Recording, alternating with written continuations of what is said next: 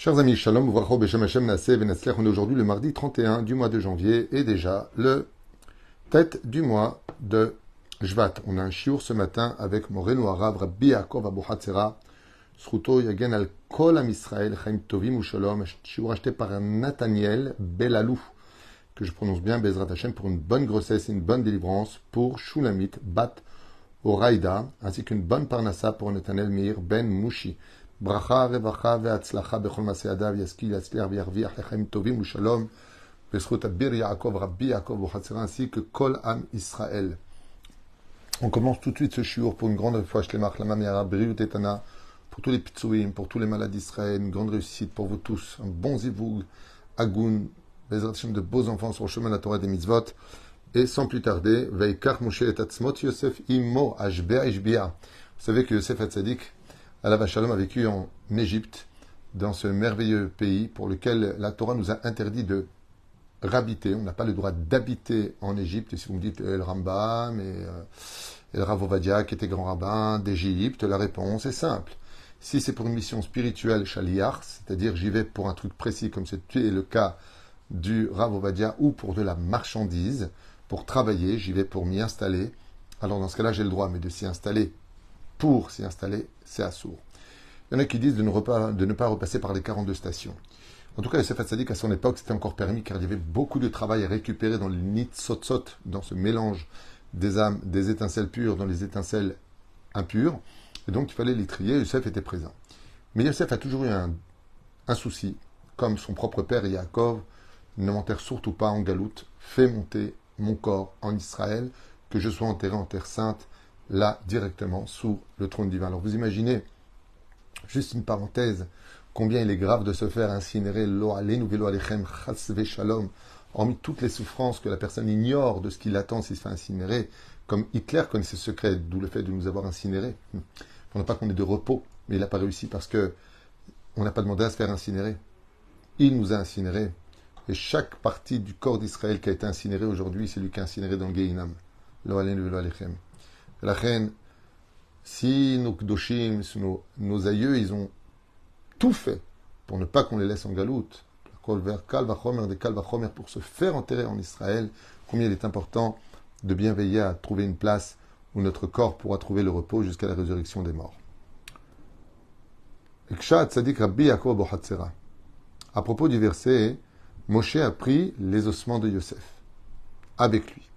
Le Chora Imo, avec lui. Amura bepasuk neret meuteret. Ça veut dire que si on relit le verset que je vais essayer de vous relire, dans cette paracha de Beshalach, Veikach Moshe et Atzmot Yosef.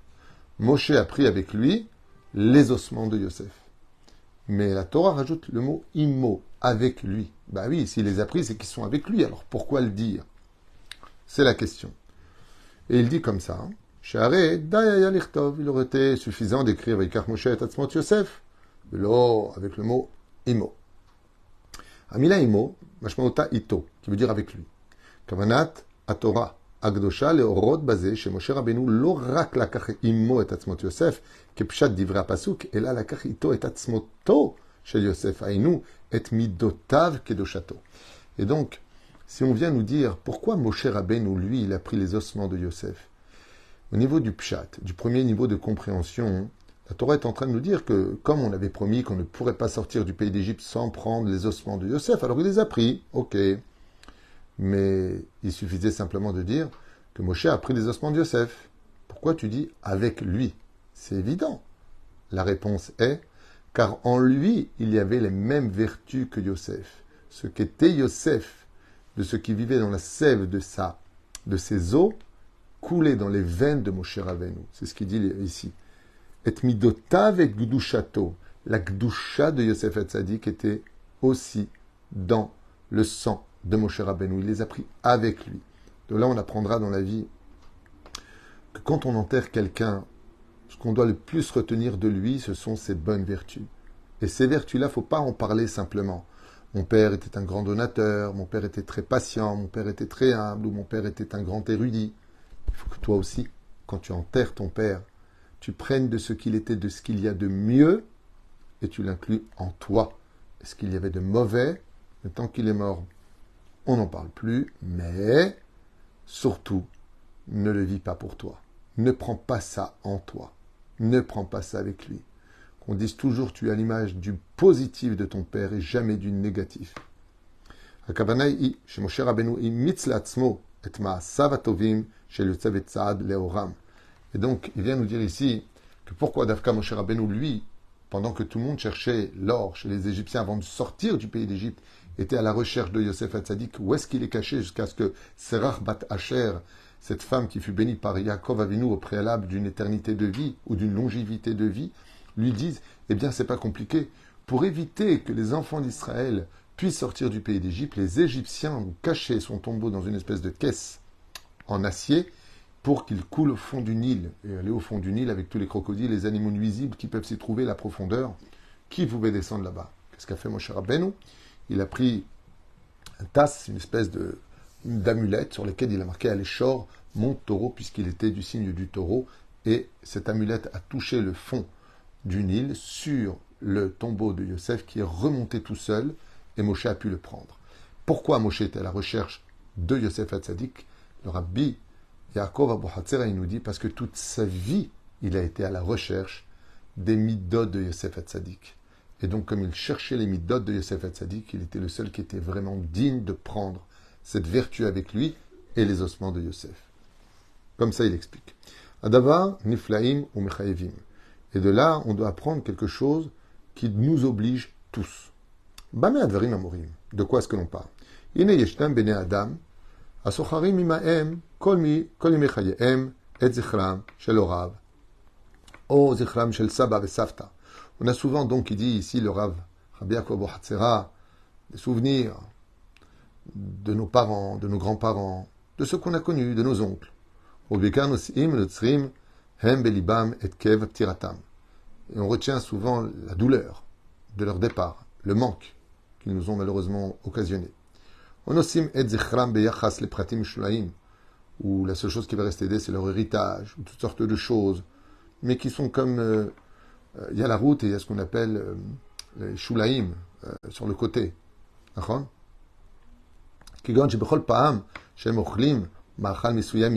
Par exemple, on se souvient de ce qu'ils aimaient manger. Ah ouais, il adorait cette chanson, il adorait manger ça, il mettait toujours ses chaussures, celle-ci et pas les autres. On va se souvenir de choses qui sont pas vraiment importantes, si ce n'est que de nous faire encore plus de peine, mais rien de constructif. Par contre, comme donc il continue dans des exemples. Il adorait passer par cette rue. Maman adorait acheter des vêtements. Ses vacances préférées, c'était à tel endroit. Et on est persuadé qu'en rappelant les souvenirs de ce qu'ils aimaient, ou de ce qu'ils ont mangé, ou de ce qu'ils ont vécu, eh bien, on leur fait du bien dans le monde d'en haut. Alors que ceci n'a aucune importance, comme un tombeau qui est descendu au fond du Nil. Par contre, comme il dit ici, Rabbi Abu Hatzera, ils font une grave erreur. Car justement, quand on n'est plus dans le corps, quand on est dans le monde d'en haut, malgré le fait qu'il était mort, Yosef, il le portait sur lui. Ça veut dire qu'il a pris du départ de Yosef Hatzadik ses midot et il les fait vivre en lui.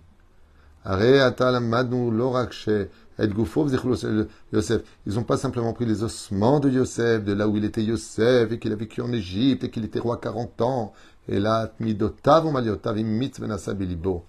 là, on doit tous prendre sur nous, quand on a vécu avec un tzaddik, quand on a vécu avec une bonne personne, quand on a eu des parents qui étaient exemplaires, sur certains cas, on doit les vivre ces choses-là, parce que c'est ce qui va les faire vivre en haut. Ça veut dire que Dieu va leur dire, mais quel héritage tu as laissé sur terre? Si tu étais une personne pathétique, critiquer tout le monde, tout tourner rien qu'autour de l'argent, alors ne t'étonne pas des résultats que quand tu partiras de ce monde, tu n'iras récolter que ce que tu as semé. Comme je dis souvent, depuis des années, avec beaucoup de peine, combien il est triste, déplorable, même catastrophique, de n'avoir existé que parce qu'on a eu de l'argent. C'est que vraiment on ne valait pas plus qu'un petit billet, un bout de papier. Combien est important, si tu as les moyens d'avoir de l'argent, de laisser un bon souvenir d'aider, d'être là. Tu prends rien avec toi. Combien c'est regrettable de voir des gens qui ont tellement de gens qui les fréquentent parce qu'ils sont ministres, parce qu'ils sont directeurs, parce qu'ils ont un poste important. Puis une fois qu'ils perdent ce poste, personne ne les regarde.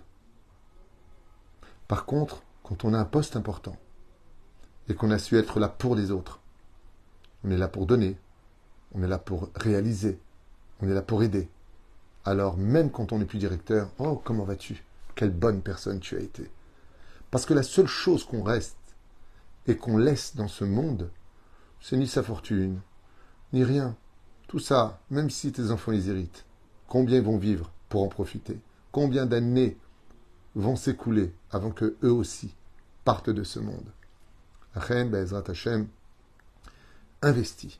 Investis dans ce qu'il faut pour que tu récoltes dans le monde d'en haut ce qu'il faut. Moshe Rabbeinu vient récupérer les ossements de celui qui a nourri tous les Juifs, qui les a installés, qui s'occupait de l'Égypte, qui a laissé un bon nom. Et pourtant, il était riche, il était vice-roi. Ce n'est pas rappelé une seule fois. On parle des midotes. Travailler ces midotes, c'est le plus bel héritage et le plus beau souvenir qu'on puisse laisser sur terre, d'être quelqu'un de bon. À un tel point que nos sages ont dit dans Masechet Avot, celui qui est aimé des hommes pour le bon souvenir qu'il a laissé est aimé de Dieu, parce que c'est la seule chose qui le fera vivre. Vous savez, quand on met de l'huile, on allume une flamme, elle brille, parce qu'il y a de l'huile. Mais s'il n'y a plus d'huile, vous avez remarqué que la flamme s'éteint. C'est exactement pareil. Quand l'âme quitte le corps et qu'elle monte en haut, cette âme brille parce qu'il y a encore de l'huile. Il y a des souvenirs de lui. C'est Neshama Otiot Hashemen qui veut dire l'huile. Et Neshama, âme, c'est les mêmes lettres, renversées. Une fois tu es dans ce monde, une fois tu passes de l'autre côté du monde. Ton âme qui était sur terre devient de l'huile qu'on allume en souvenir de ton âme. ואף אנחנו ננצח את הדורות שקדמו לנו על ידי שנאמץ לנו את מידותיהם הטובות, כי זהו הזיכרון הטוב ביותר עבורם. רבי יעקב אבו חצר הזכר צדיק וקדוש לברכה, qui a laissé une empreinte extraordinaire de la Kedusha, nous rappelle l'importance primordiale, vitale et indispensable pour qu'on puisse tous laisser Bezrat Hashem un bon nom et qu'on ne nous oublie pas aussi vite que ça. Avoir un bon cœur sur terre, c'est d'avoir laissé une empreinte profonde dans le cœur des autres. Kol Tuv et Litraot, Bracha V'Atzlacha, et juste un instant, une bonne grossesse, une bonne délivrance pour Shulamit, Bat Uraïda Bezrat Hashem, bonne parnassa aussi pour Nathaniel Meir Ben Mouchi, à qui on souhaite tous les bonheurs du monde, une longue vie, et comme on l'a dit ici, les enfants, la famille, l'argent, tout ça c'est bien, mais laisser Bezrat Hashem une trace, Kedosha, Shlom Bayit, respect, amour, Torah, spiritualité, Akol, l'Irvodo Shel Kadosh Baruch Hu. Car celui qui fait un bon nom à Dieu, Dieu lui laisse un bon nom sur terre. Kol Tuv.